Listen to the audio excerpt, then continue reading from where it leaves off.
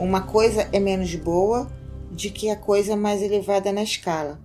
Mas essa coisa menos boa, por sua vez, é melhor que a coisa imediatamente inferior a ela, e assim por diante, sendo mais ou menos regulados pela posição na escala. E assim é no plano mental. O amor e o ódio são geralmente considerados como coisas diametralmente opostas entre si, inteiramente diferentes e irreconciliáveis. Mas aplicamos o princípio da polaridade e constatamos que não há nada que possa chamar de amor absoluto ou ódio absoluto, como sentimentos distintos entre si. Ambos são simplesmente termos aplicados aos dois polos da mesma coisa. Se partirmos de um ponto da escala e encontrarmos mais amor ou menos ódio, à medida que nos pomos a subi-la, e mais ódio e menos amor, conforme descemos, o que é verdadeiro, seja qual for o ponto, superior ou inferior, de onde tivermos partido. Há graus de amor e de ódio, e há um ponto médio em que o semelhante e o dissemelhante tornam-se tão insignificantes que é difícil distinguir entre eles. A coragem e o medo seguem a mesma regra. Os pares de opostos existem em toda parte. Onde encontramos uma coisa, encontraremos seu oposto, os dois polos. E é esse fato que permite ao hermetista transmutar um estado mental em outro, conforme os ditames da polarização. As coisas pertencentes a diferentes classes não podem ser transmutadas entre si, mas as de uma mesma classe podem sê-lo, isto é, sua polaridade é passível de modificação. Assim, o amor nunca se transformará em leste ou oeste, tampouco em vermelho ou violeta, mas pode transformar-se em ódio, e frequentemente o faz, do mesmo modo que o ódio pode ser transformado em amor, bastando-lhe, para tanto, mudar de polaridade. A coragem pode tornar-se medo e vice-versa. As coisas duras podem ficar moles. As coisas agudas podem ficar graves. As coisas frias podem ficar quentes. E assim por diante, a transmutação sendo sempre coisas da mesma natureza, porém de graus diferentes. Tomemos o caso de um homem medroso. Elevando suas vibrações mentais na escala medo-coragem, ele pode adquirir um grau superior de coragem e destemor. E da mesma maneira, um homem preguiçoso pode tornar-se um indivíduo ativo, enérgico, simplesmente pela polarização na direção da qualidade desejada. O estudante que está familiarizado com os processos pelos quais as diversas escolas da ciência mental e ciências afins produzem mudanças nos estados mentais do que seguem seus ensinamentos, poderá não compreender o princípio que subjaz todas essas mudanças. Contudo, quando o princípio da polaridade for bem compreendido e se perceber que as mudanças mentais são ocasionadas por uma mudança de polaridade, por um simples deslocamento da mesma escala, a questão será mais facilmente entendida. A mudança não é da natureza de uma transmutação de uma coisa em outra, totalmente distinta.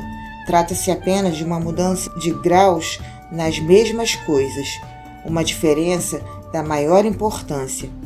Por exemplo, se fizermos uma analogia com o plano físico, veremos que é impossível mudar o calor em agudeza, ruído, altura e etc. Mas o calor pode ser transformado em frio, simplesmente pela diminuição das vibrações. Da mesma forma, o ódio e o amor são mutuamente transmutáveis e o mesmo pode-se dizer do medo e da coragem.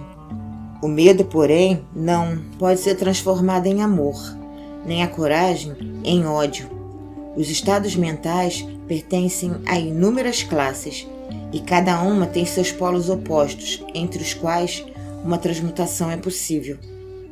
O estudante reconhecerá facilmente que, nos estados mentais, bem como nos fenômenos do plano físico, os dois polos podem ser, respectivamente, classificados como positivo e negativo. Assim, o amor é positivo para o ódio, a coragem para o medo, a atividade para a indolência e etc. E também pode-se dizer aos que estão familiarizados com o princípio da vibração, o polo positivo parece ser um grau superior ao polo negativo, dominando-o facilmente. A tendência da natureza é conceder a atividade ao polo positivo. Além da mudança de polos dos próprios estados mentais por parte da arte da polarização, os fenômenos da influência mental, em suas múltiplas faces, nos mostram que o princípio pode estender-se de modo a abranger os fenômenos da influência de uma mente sobre outra, fenômenos sobre os quais tanto se tem escrito e ensinado nos últimos anos.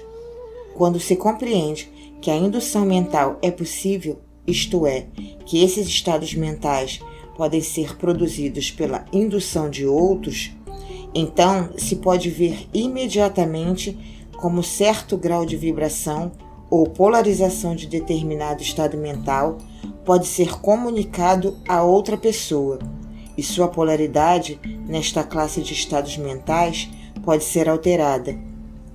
É no contexto deste princípio que os resultados de muitos tratamentos mentais são obtidos. Por exemplo, uma pessoa é taciturna, melancólica e cheia de medo. Um cientista que trabalha com saúde mental e que, contando com uma vontade muito bem treinada, consegue dar à sua mente as vibrações que desejar e, por conseguinte, obter a polarização desejada em seu próprio caso, produz um estado mental semelhante em outra pessoa, por meio da indução. O resultado é que as vibrações aumentam de intensidade e que a pessoa se polariza em direção à extremidade positiva da escala e não à extremidade negativa. E seu medo e outras emoções negativas são transmutadas em coragem e em outros estados mentais igualmente positivos. Um pequeno estudo vos mostrará que a grande maioria dessas mudanças mentais ocorre de conformidade com a linha de polarização. A mudança é uma variação de grau e não de espécie. O conhecimento da existência desse grande princípio hermético habilitará o estudante a compreender melhor seus próprios estados mentais e os de outras pessoas. Ele verá que todos esses estados são questões de grau, motivo pelo qual será capaz de elevar ou baixar suas vibrações à vontade, mudar seus polos mentais e, desse modo, tornar-se mestre de seus estados mentais, em vez de ser seu servo e escravo. E, por meio desse conhecimento, poderá auxiliar inteligentemente seus semelhantes e mudar sua polaridade pelos métodos apropriados, sempre que essa mudança se mostrar conveniente ou desejável. Nosso conselho a todos os estudantes é que se familiarizem com o princípio da polaridade, pois seu correto entendimento lançará luz sobre muitas questões de difícil solução. Capítulo 11. O ritmo. Tudo tem fluxo e refluxo. Tudo tem suas marés. Todas as coisas sobem e descem. O movimento do pêndulo manifesta-se em tudo, à medida de sua oscilação para a direita e à medida da oscilação para a esquerda. O ritmo ajusta e equilibra. O caibalho. O quinto grande princípio hermético, o princípio do ritmo, implica a verdade que em tudo se manifesta um movimento proporcional, um movimento de um lado para o outro, um fluxo e um refluxo, um movimento para a frente e para trás, um movimento semelhante ao do pêndulo, um movimento compatível ao das marés, que se manifesta entre os dois polos existentes no plano físico, mental e espiritual. O princípio do ritmo é estreitamente ligado ao princípio da polaridade descrito no capítulo anterior. O ritmo se manifesta entre os dois polos estabelecidos pelo princípio da polaridade. Isso não significa, porém, que o pêndulo do ritmo oscile até os polos extremos, porque isto raramente acontece. Com efeito, na maioria dos casos, é muito difícil estabelecer os extremos polares opostos. Mas a oscilação ocorre primeiro em direção a um polo, em seguida ao outro. Há sempre uma ação e uma reação, uma marcha e uma retirada, uma elevação e um rebaixamento em todos os fenômenos do universo. Os sóis, os mundos, os homens, os animais, as plantas, os minerais, as forças, a energia, a mente, a matéria e mesmo o espírito manifestam esse princípio. O princípio se manifesta na criação e destruição dos mundos, na ascensão e na queda das nações, na vida histórica de todas as coisas e, por último, nos estados mentais do homem.